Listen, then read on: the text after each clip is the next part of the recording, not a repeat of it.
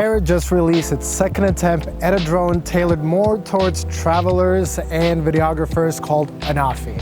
Now, I had to test two units because the first one that I got wasn't working that well, and the second unit that I got works a little bit better than that one. Anafi does introduce 3 features that you can't find anywhere else, but is it enough to rival DJI? It is so close to being good, but there are a lot of quirks that I just can't ignore. Disregarding the software issues I had, there are also design decisions that I just don't agree with. Let's start with the hardware. When unfolded and ready to fly, the carbon body with glass fiber is similar in size to the Mavic Air, but when packed up for travel, the Anafi is noticeably larger and just harder to fit in a bag. The SD card slot is placed under the battery in a lockable tray that reminds me of this old SIM trays you would find in Nokia phones. Also, there's no way to check the battery level once the battery is plugged into the drone, but at least it lasts a little bit longer than the Mavic Air does. There is no internal storage in the drone, so forgetting an SD card, which happens more than any of us would like to admit to, becomes an issue.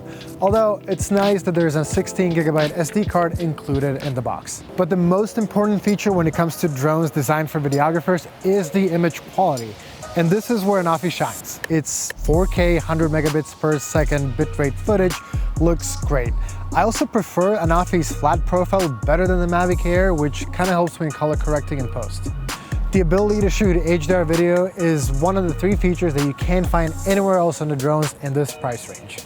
But I'm just not happy with how that footage looks. It's a little bit too noisy, a little over too saturated, and just looks unnatural. The Anafi's second standout feature is the ability to shoot upwards, so you can tilt the camera 180 degrees and shoot up towards the sky. It's nice, but I haven't really found a lot of use out of it. And the last unique feature, also my favorite, is Anafi's ability to digitally zoom without losing quality. While filming in 4K, you can zoom up to 1.3 times, and if you're filming in 1080p, it goes up to 2.8. Even though I can do similar things in post-processing by shooting in 4K and down-resing to 1080p, I really like that feature because it kind of puts you in a mindset where you frame your shots differently, and nowadays, drone footage is becoming very repetitive and very recognizable. Being able to change your aesthetic without having to buy a more expensive drone with interchangeable lenses is a welcoming change. All right, let's go back to the things that I didn't like about this drone. When left in a hover mode, it was kind of drifting away from me, which is just mildly scary. When shooting HDR, which only works in 4K by the way, it was hard to tell when it was on or off. And some of the settings that I chose never got applied to the files, and some of those files were also just gone. A lot of the issues that I just listed can be fixed with a software update, but it makes for a stressful piloting experience. Every time I switch back to my Mavic Air, piloting is fun again. Anafi lacks that confidence, and with good reason. One time when I was testing its sensor at the bottom of the drone, just by putting my hand underneath it, the drone just went flying in circles. Finally, it crashed into a tree. Luckily, that wasn't the case with the new unit. All right, let's talk about the remote controller you get.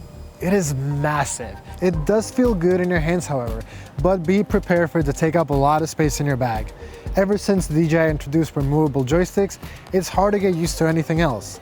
The phone holder also doubles as an antenna, and despite a few bad connections I initially had, the Wi-Fi connection otherwise was stable throughout.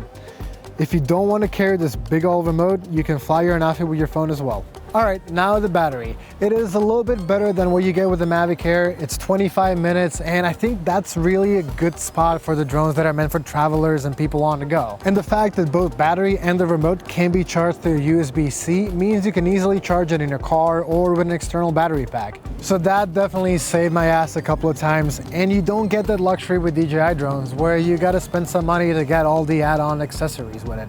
Honestly, I had high hopes for this drone, and I really want all these software issues to get sorted out because this drone has a lot of potential, and we do need another player in this space. Competition is good. It forces you to get better, and it forces you to get more innovative. In a world of drones, DJI is a clear market leader, but with Anafi, Parrot has made the best competitor for DJI in years. Coupled with all the unique features, this drone is actually going to appeal to a lot of people, but considering it's only $100 less, is it worth taking that risk? So there's a ton more detail in the written post, so go check that out. If you have any other questions, just leave them in the comments and I'll get back to you. Cool. Bye. Bye. See ya. It's cold. fucking cold.